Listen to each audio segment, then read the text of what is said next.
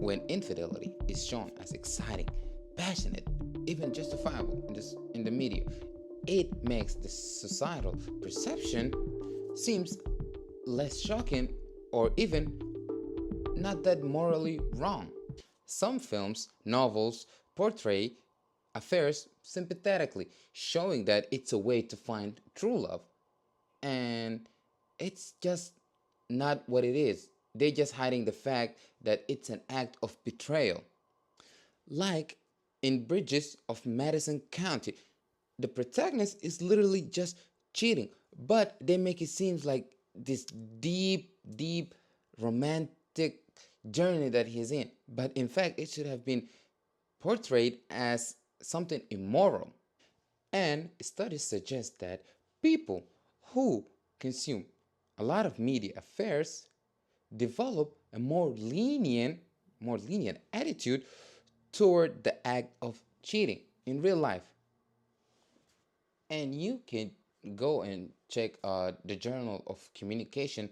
They did a survey in 2016 showing that people who consume a lot of media affairs really do lean to see it as something normal in real life.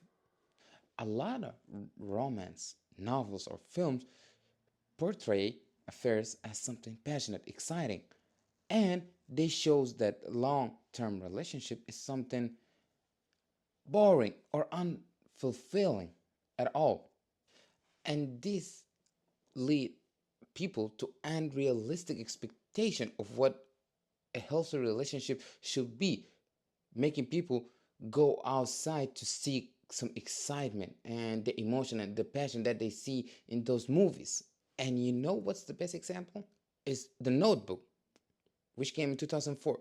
It really just shows you that infidelity is justifiable as long as there is romance involved. And they also show marriage and commitment as an obstacle of happiness, reinforcing the idea that love should be free, spontaneous, and unrestricted. And the best example that I can give y'all is the film Eat, Pray, and Love that came out in 2010. It's about a woman who leaves her marriage for her self discovery. Again, reinforcing the idea that marriage will limit your self fulfillment. And believe it or not, the divorce rate is going up because people want to end things because they believe that love or marriage should always be something exciting, something that you're thrilled. Like, bro, make that make sense. You can't be married to someone for 30 years or 10 years, 15 years and expect to have the same spark that you had when you guys first met. That thing, that those type of stuff only happens like in fictional stuff. Be more realistic, like lock in.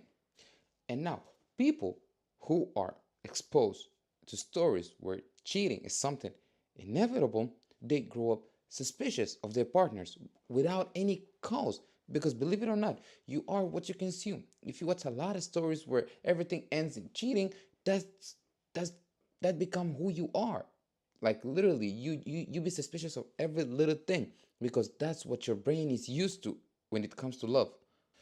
Now, a lot of people downplay the consequences of infidelity because they think that eventually love will triumph over betrayal.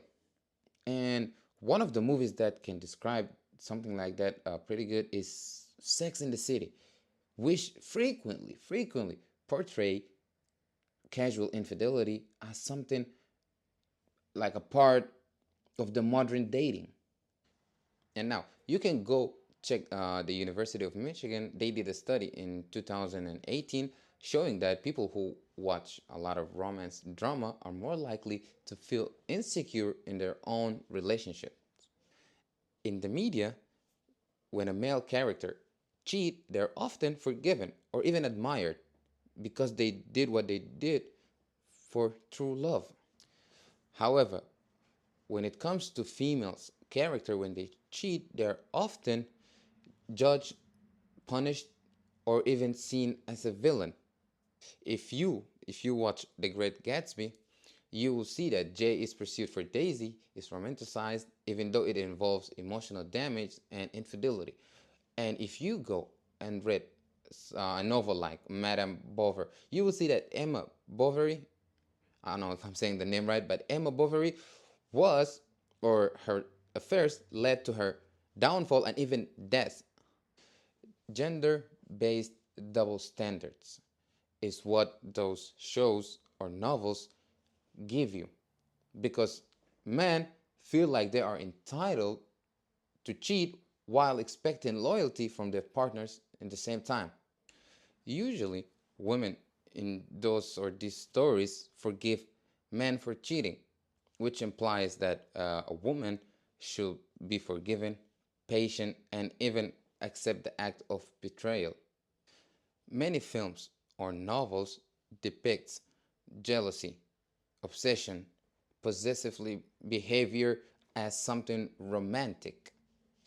And this leads some people to believe that love should be dramatic and full of suffering. Like the show 50 Shades of Grey, which present relationship as power imbalances and emotional manipulation as something ideal. Now, a lot of people might confuse toxic relationships with something passionate, which will lead people to overlook a lot of red flags like control or abuse or even manipulation. Modern media actually is changing, and it did change a lot of people's views on what you call traditional relationship or traditional marriage, where now everybody is searching for that deep connection, something that you only see or find if you are reading a book, like something fictional.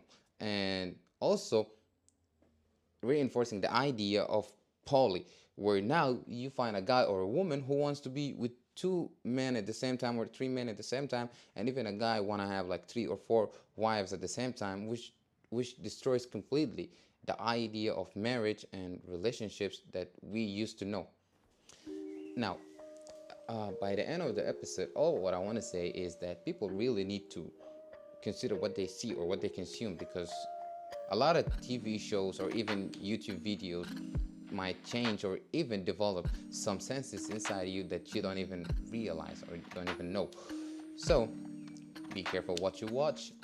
And even if you want to continue watching romance movies or read their novels, do so, but please make sure that you understand that that's something fictional, and love in real world doesn't have to be like that.